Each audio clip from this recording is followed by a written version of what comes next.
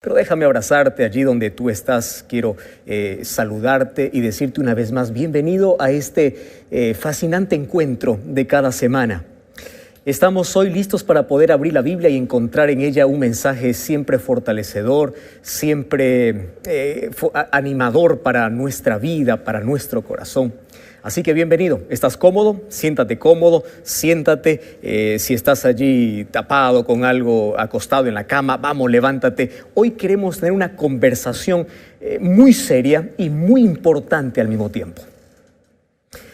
Hace algunas semanas Magali me escribió y me decía, o expresaba ella ahí su preocupación, y me decía: pastor, yo tengo una preocupación que quiero que usted me ayude a resolver con la Biblia.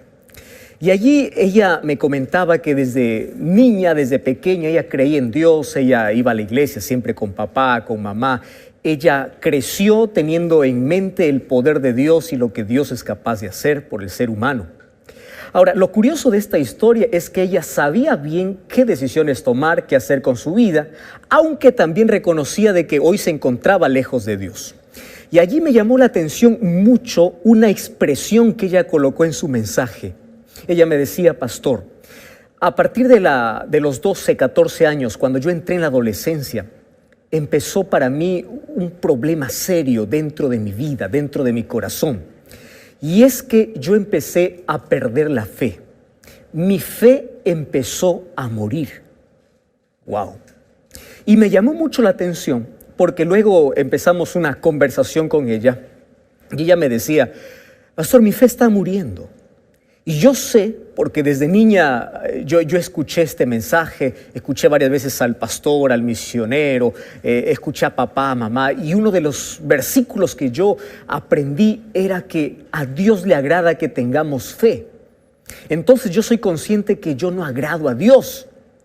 Y ella tomó el texto de Hebreos capítulo 11, versículo 6, donde decía: pero sin fe es imposible agradar a Dios. Y decía: ¿y cómo le voy a agradar, pastor? Mi fe se está muriendo, cada vez se está marchitando. Es más, a veces me comporto como una persona que no tiene fe, que ya no cree más en Dios. ¿Cómo puedo una vez más recuperar aquel verdor, aquel vigor, aquel asunto que antes ardía en mi corazón, que era como un fuego? Ahora siento que todo está muriendo. Y querido, yo creo que esa también debe ser tu preocupación. Yo no sé si fuiste cristiano desde niño, yo no sé si eres un cristiano que vas a alguna iglesia o de vez en cuando te acuerdas de Dios, pero por lo menos en el mundo todos tienen una noción y todos dicen creer en Dios.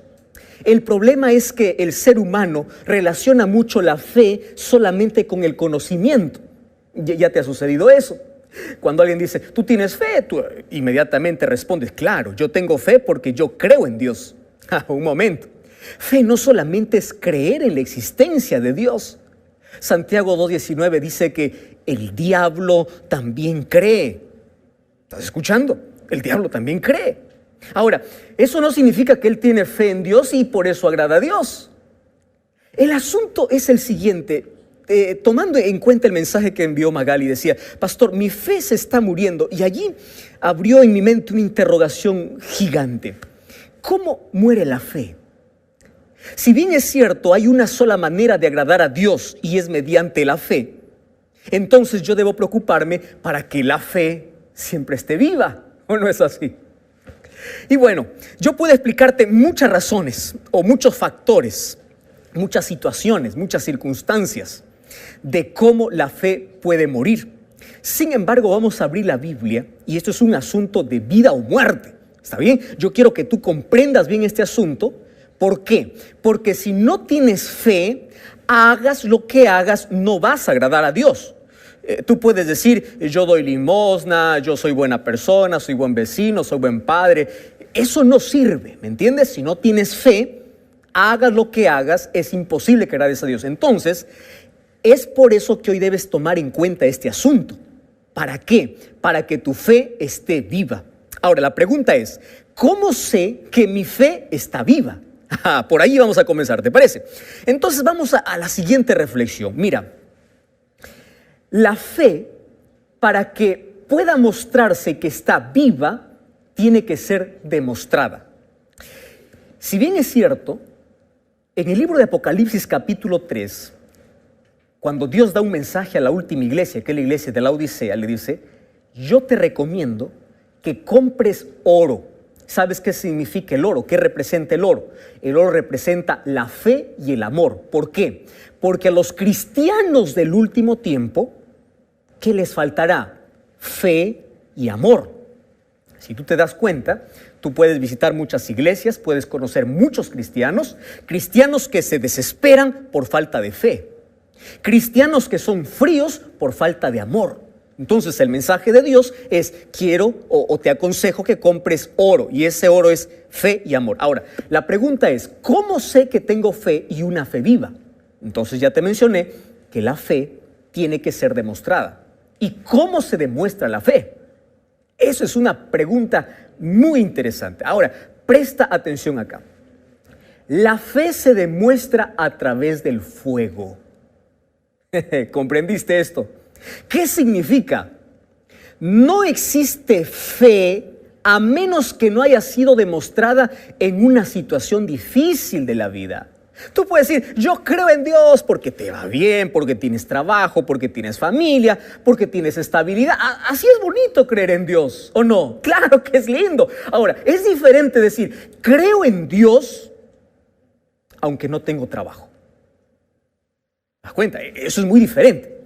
Es decir, yo creo en Dios aunque todo a mi alrededor sea un desastre, esté mal, no haya nada bueno para mí. Yo sigo creyendo en Dios. Ahora sí es una fe demostrada. Entonces, la fe, al ser demostrada, significa que tengo una fe viva. ¿Quieres para hacerte un ejemplo? Mira, un día los 3 amigos de Daniel estuvieron allí frente a una estatua que Nabucodonosor levantó y ordenó para que todos lo puedan adorar. Estos 3 amigos se quedaron en pie. Cuando allí Nabucodonosor llegó y dijo: ustedes no han entendido la orden. Si ustedes no se arrodillan la próxima vez, yo les voy a meter a un horno de fuego. ¿Comprendieron? Y estos muchachos tenían tanta fe que le dice Nabucodonosor: ahorra tu tiempo, ahorra tus palabras, porque queremos que sepas algo. No adoraremos tu imagen. Pastor, ¿dónde está la fe? Aquí te demuestro la fe.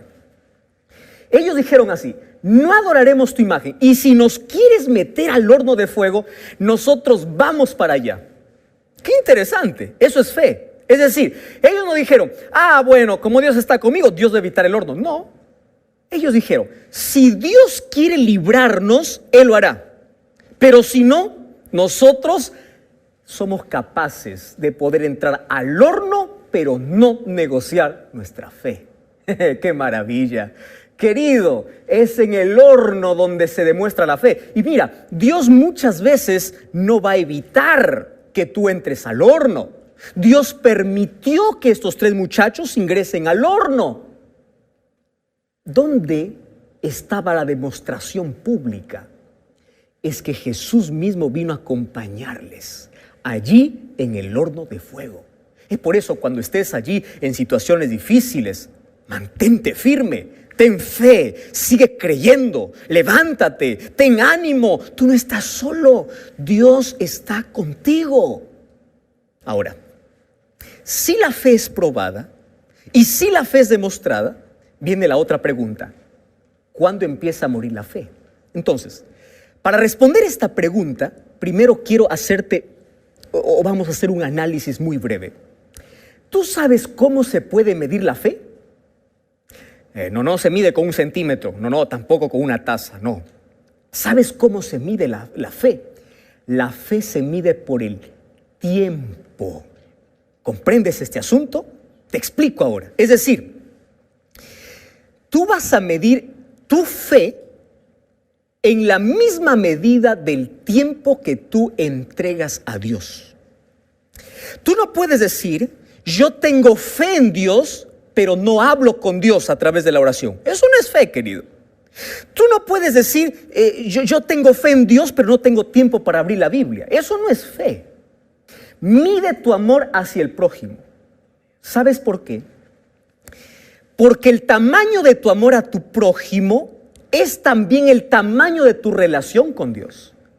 ¿Podrás creer que hay una cosa interesante, una unión entre tu relación con Dios y tu amor al prójimo? Tú no puedes decir, oh, yo tengo fe, pero odio a mi vecino. No.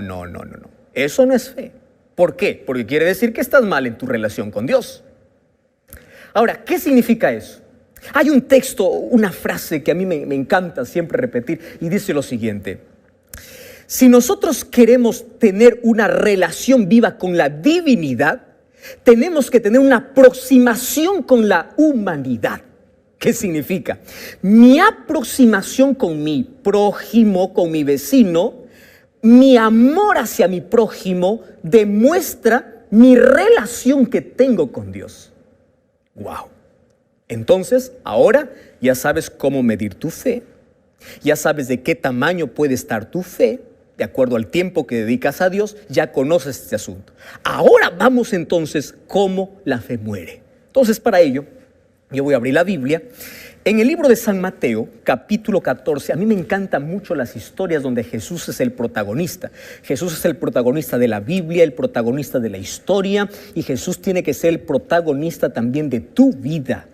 Entonces, mira, Mateo capítulo 14, versículo 22 dice: enseguida Jesús hizo a sus discípulos entrar en la barca para que se vayan al otro lado de la orilla. Cuando él despidió a la multitud y llegó la noche, él estaba solo. Entonces, cuando estaba la barca en medio del mar, fue azotada por las olas, porque el viento era contrario. Pero a la cuarta vigilia de la noche, Jesús vino a ellos caminando sobre el agua. Los discípulos, viéndolo caminar sobre el mar, se turbaron y dijeron: es un fantasma, y dieron voces de miedo. Enseguida Jesús les dice: ¿por qué tienen miedo? Yo soy, no tengan miedo. Pedro le dice: si tú eres, manda que yo camine también así como tú caminas sobre las aguas. Jesús le dice: ven. Descendió Pedro de la barca, andaba sobre las aguas para ir a ver a Jesús, pero al ver el fuerte viento tuvo miedo y comenzó a hundirse y dio voces diciendo: Señor, sálvame. Al momento Jesús extendió la mano, tomó de él y le dice: hombre de poca fe, ¿por qué dudaste? Sabes que la respuesta ya te di en la historia, pero ahora te cuento un poco. Jesús había hecho el milagro de dar de comer a 5,000 personas. Sabes que este es uno de los milagros más extraordinarios. Con 5 panes y 2 peces dar de comer a 5,000 personas. Bueno, dice que Jesús mandó a sus discípulos para que crucen el mar. ¿Por qué? Porque Jesús quería tener un momento a solas. ¿En qué se basaba la fe? En el tiempo. No te olvides de eso. Tiempo para con su Padre. Hay un tiempo que no es negociable. Quiero que entiendas este asunto. Cuando hablo de un tiempo que no es negociable, estoy hablando de ese tiempo que debes tener con Dios. Es decir, ese tiempo no se negocia. Tú puedes decir: pastor, yo estoy cansado, trabajo mucho, estoy agotado, no tengo tiempo. Mira, el tiempo que no se negocia es el tiempo para con Dios. Jesús no estaba dispuesto a negociar por nada del mundo el tiempo con su Padre. Es por eso que él se quedaba a solas y oraba. Es por eso que él hacía grandes milagros. Tú puedes decir: pastor, es que Jesús hacía milagros porque Jesús era Dios. Sí, Jesús era Dios. Pero cuando estaba aquí en la tierra, él nunca usó su divinidad. ¿Me estás comprendiendo? Salvo algunas ocasiones, pero él nunca estuvo aquí diciendo: yo hago esto porque soy Dios. No, él me enseñó a hacer cosas grandes porque tenía una relación con su Padre. Eso es lo que me enseñó Dios. Me enseñó Jesús. Los discípulos estaban allí en alta mar y se levantó una tormenta. Y ya sabes que la fe se demuestra no cuando el mar está tranquilo, sino cuando el mar está bravo. ¿Comprendes? Es decir, la fe se demuestra cuando hay crisis. La fe se demuestra cuando tienes problemas. La fe se demuestra cuando eres despedido del trabajo, cuando ves que tu barquita está a punto de hundirse en ese océano y no sabes qué hacer. Allí se demuestra la fe. Y los discípulos tuvieron miedo. Recuerda que ellos eran pescadores, conocían mucho del mar, sabían nadar, pero ellos se empezaron a desesperar porque Jesús no estaba con ellos. Ahora, dice que ya estaba avanzada la noche y para colmo ven que allí en medio del agua aparece un fantasma. Bueno, ellos lo llamaron fantasma, pero no era un fantasma, era Jesús. Y aquí me enseña otra lección importante. Los seres humanos podemos estar pasando por las olas más gigantes de esta vida, pero Dios tiene poder sobre las olas. Dios puede caminar sobre la tormenta. Dios tiene el control de la situación. ¡Qué grande y qué maravilloso es el poder de Dios! Y tú tienes que estar feliz por eso, porque si Dios es tu Padre, quiere decir que no importa si hay olas, huracanes, tormentas, terremotos, no importa, decía David, aunque la tierra se mueva, yo no tengo miedo porque mi confianza está en Dios. Todos están desesperados allí con miedo de morir y Jesús está tranquilo, Él está caminando, Él camina sobre las situaciones, sobre aquello que te da miedo. Jesús mira desde arriba y dice, yo tengo el control de todo. ¿Por qué te desesperas? ¿Por qué estás llorando? Yo tengo el control de todo. Ahora, la primera palabra de Jesús es, no tengas miedo. ¿Qué es el miedo, querido? Se define miedo como la falta de seguridad y la falta de confianza. Es decir, el ser humano empieza a tener miedo cuando deja de confiar. ¿Recuerdas cuándo inició el miedo? Allí en el jardín del Edén. Adán cuando cometió un pecado, cuando desobedeció a Dios, dice que se escondió y le dice, Señor, yo tuve miedo. Es decir, la primera sensación, el primer hombre que sintió miedo en la historia.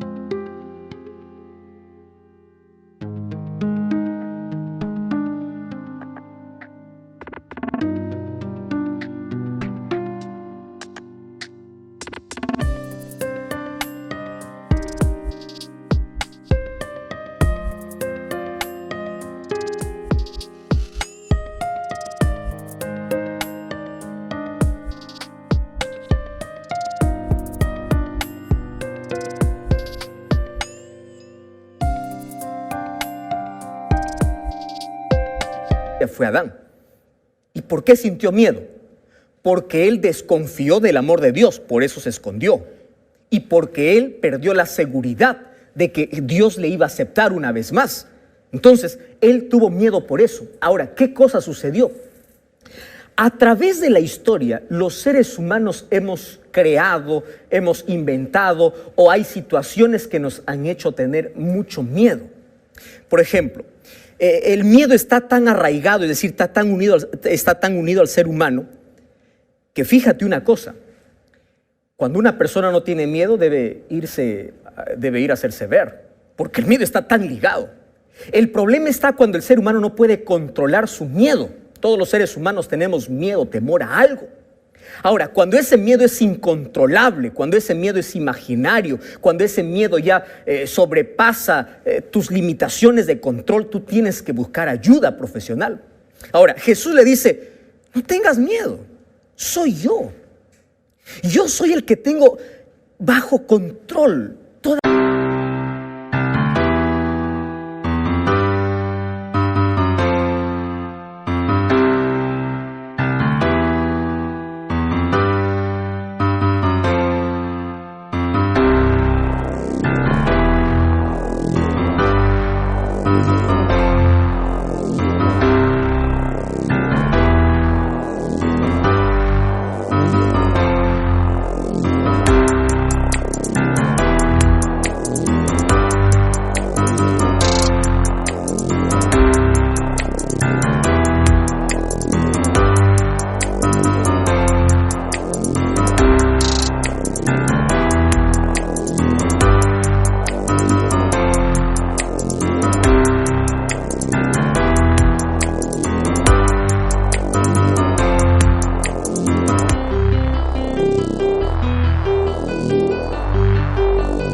Las situaciones, aquello que a ti te da miedo, yo lo veo como algo tan simple, porque yo soy Dios.